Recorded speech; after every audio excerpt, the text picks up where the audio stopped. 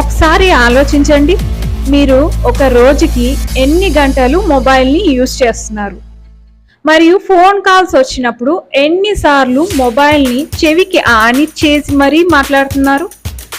Night పడుకున్నప్పుడు ఎన్ని రాత్రులు ఫోన్ని పక్కనే పెట్టేసి పడుకుంటున్నారు.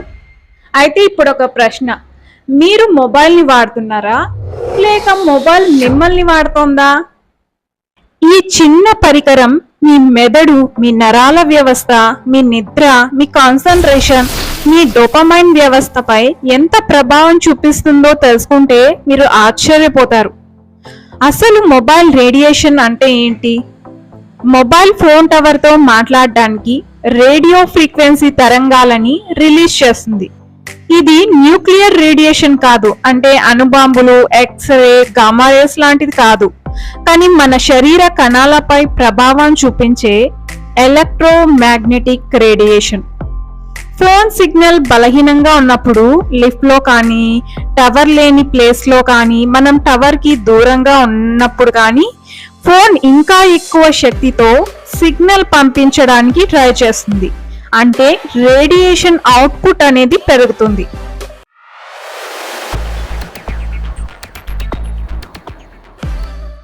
కాల్ మాట్లాడేటప్పుడు చెవికి ఫోన్ ని ఆనిస్తే ఏం జరుగుతుందో తెలుసా? మన బ్రెయిన్ లో 86 బిలియన్ న్యూరాన్స్ ఉన్నాయి. వీటి మధ్య ఎలక్ట్రికల్ సిగ్నల్స్ నిరంతరం ప్రయాణిస్తూనే ఉంటాయి. మొబైల్ ఫోన్ కూడా విద్యుత్ తరంగాలనే రిలీజ్ చేస్తుంది. ఎప్పుడైతే చాలా సేపు ఫోన్ చెవికి ఆనిచ్చి మాట్లాడతారో అప్పుడు ఇట్ సైడ్ ఉన్న టిష్యూ అనేది హీట్ అవుతుంది. ఎప్పుడైతే హీట్ అవుతుందో టిష్యూ హెడేక్ అనేది వస్తుంది, అలసట, ఏకాగ్రత, కొంచెం టైర్డ్నెస్, ఇట్ సైడ్ మొత్తం పెయిన్ఫుల్ గా అనిపిస్తుంది. మీలో ఎవరికైనా ఇలాంటి ఎక్స్పీరియన్స్ జరిగిందా? అందుకే మనం ఫోన్ యూజ్ చేసినప్పుడు, ఫోన్ కాల్స్ మాట్లాడుతున్నప్పుడు స్పీకర్ మోడ్లో కానీ లేదా బ్లూటూత్ వాడటం కానీ ఇలాంటివి చేయాలి. మెదడుకి అసలు ప్రమాదం రేడియేషన్ కన్నా ఎక్కువ వేరేది ఉంది.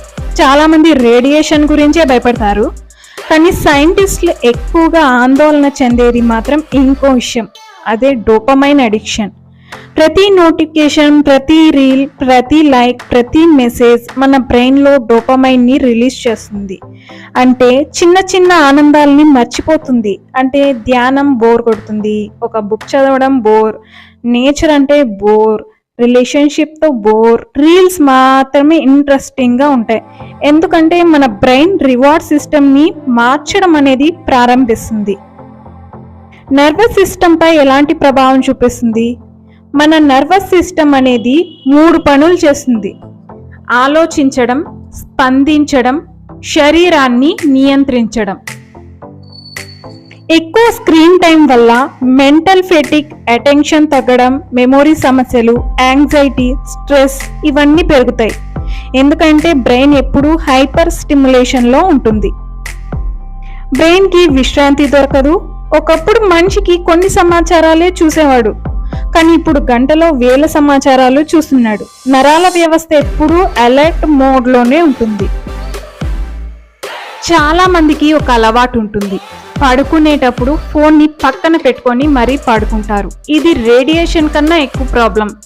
ఏంటంటే మొబైల్లో బ్లూ లైట్ అనేది ఉంటుంది కదా, ఈ బ్లూ లైట్ చూసి మన బ్రెయిన్ ఇలా అనుకుంటుంది, ఓ ఇంకా పగలే ఉంది అని. అప్పుడు ఏం జరుగుతుంది? మన బ్రెయిన్లో ఉన్న మెలటోనిన్ హార్మోన్, అంటే అది స్లీప్ హార్మోన్ అన్నమాట, అది తగ్గిపోతుంది. ఎప్పుడైతే మెలటోనిన్ ఆగిపోతుందో అప్పుడు మనకి నిద్ర సరిగ్గా రాదు, ఎంత ట్రై చేసినా రాదు. ఎందుకంటే మీ బ్రెయిన్ అలర్ట్ మోడ్లో ఉంది, ఎందుకంటే ఇది ఇంకా పగలే అని. నిద్ర నాణ్యత అయితే తగ్గిపోతుంది. 11, 12 అయినా సరే నిద్ర రాదు. అందుకే చాలా మంది ఉదయం లేచినప్పుడు ఫ్రెష్ గానే ఉండరు, ఏదో టైర్డ్నెస్ గానే ఉంటుంది. అందుకే 10 అడుగుల దూరంలో మొబైల్ ని ఉంచి పడుకోవాలి. డిస్టెన్స్ పెరిగితే ఎక్స్పోజర్ తగ్గుతుంది. ఇంకోటి, తల కింద ఫోన్ పెట్టుకోకండి, దిండు కింద ఫోన్ పెట్టుకోకండి, ఫోన్ పక్కనే పెట్టుకొని పడుకోకండి. కొంచెం దూరంలో పెట్టడం మంచిది, ఎందుకంటే నోటిఫికేషన్స్ చూసే అలవాటు తగ్గిపోతుంది. మొబైల్ మీ బ్రెయిన్ ని ఎలా బానిసగా చేస్తుంది. ఫోన్ మీ శక్తిని ఒక్క రోజులో దోచుకోలేదు, రోజు రోజుకు కొంచెం కొంచెంగా దోచుకుంటుంది. 5 minutes, 10 minutes, 30 minutes, చివరికి గంటలు, తర్వాత రోజులు, సంవత్సరాలు. ఇలా మీ లైఫ్ లో ఉన్న టైం ని, ఏకాగ్రతని నెమ్మదిగా తీసుకొని పోతుంది. మొబైల్ ని మీ అవసరం కోసం వాడండి, మీ జీవితాన్ని మొబైల్ కోసం వాడకండి. మనిషి చేతిలో మొబైల్ ఉండాలి, మొబైల్ చేతిలో మనిషి ఉండకూడదు కదా. ఇప్పుడు ఒక పెద్ద క్వశ్చన్, అడిక్షన్ నుండి ఎలా బయటకు రావాలి? ఫస్ట్, నోటిఫికేషన్స్ అనేటివి ఆఫ్ చేసేయండి. Instagram notifications off, Facebook notifications off, YouTube notifications off. ఇలా నోటిఫికేషన్ అన్నిటినీ ఆఫ్ చేయండి. ఎందుకంటే నోటిఫికేషన్స్ అనేటివి ఆన్లో ఉంటే ప్రతిసారి చెక్ చేయాల్సి వస్తుంది. ఒక టైంని పెట్టుకోండి పర్ డేకి, ఈ టైంలోనే నేను నోటిఫికేషన్స్ అనేటివి చూస్తాను అని. అలా టైం లిమిట్ అనేది పెట్టుకోండి.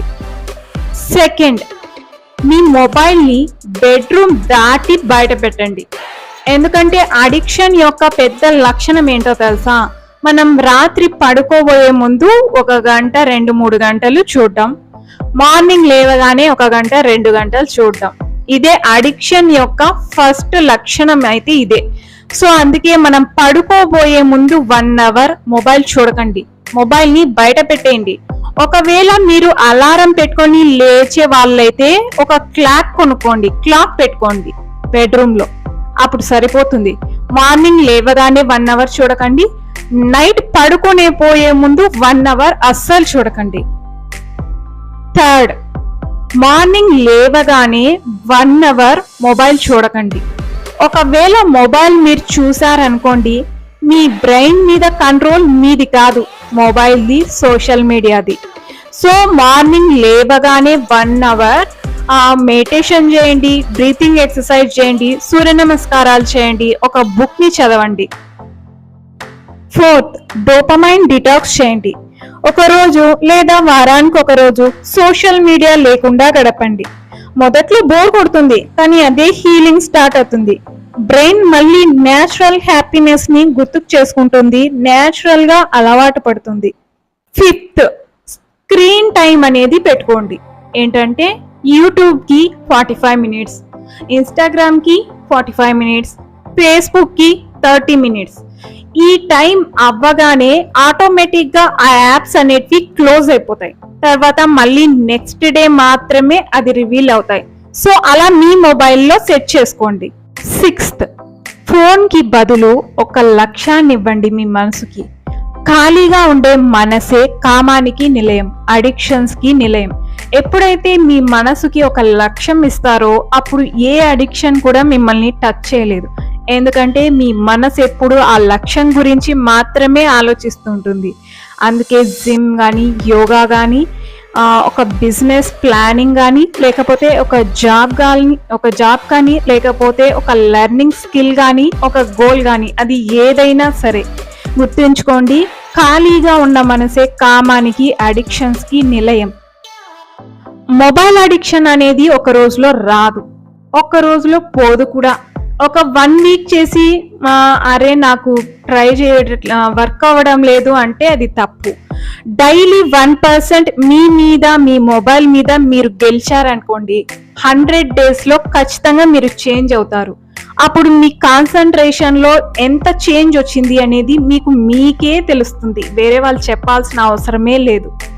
ఈ వీడియో మీకు నచ్చినట్టయితే లైక్ చేయండి, షేర్ చేయండి, తప్పకుండా మన ఛానల్ని సబ్స్క్రైబ్ చేయండి. ఎవరైనా పార్ట్ 1, అదే మన మొబైల్ అడిక్షన్లో డోపమైన్ ఎలా రిలీజ్ అవుతుంది, మన బ్రెయిన్ ఎలా డిస్ట్రాయ్ అవుతుంది అనేది పార్ట్ 1లో ఉంది. చూడని వాళ్ళు ఇప్పుడే చూసేయండి. ఓకే.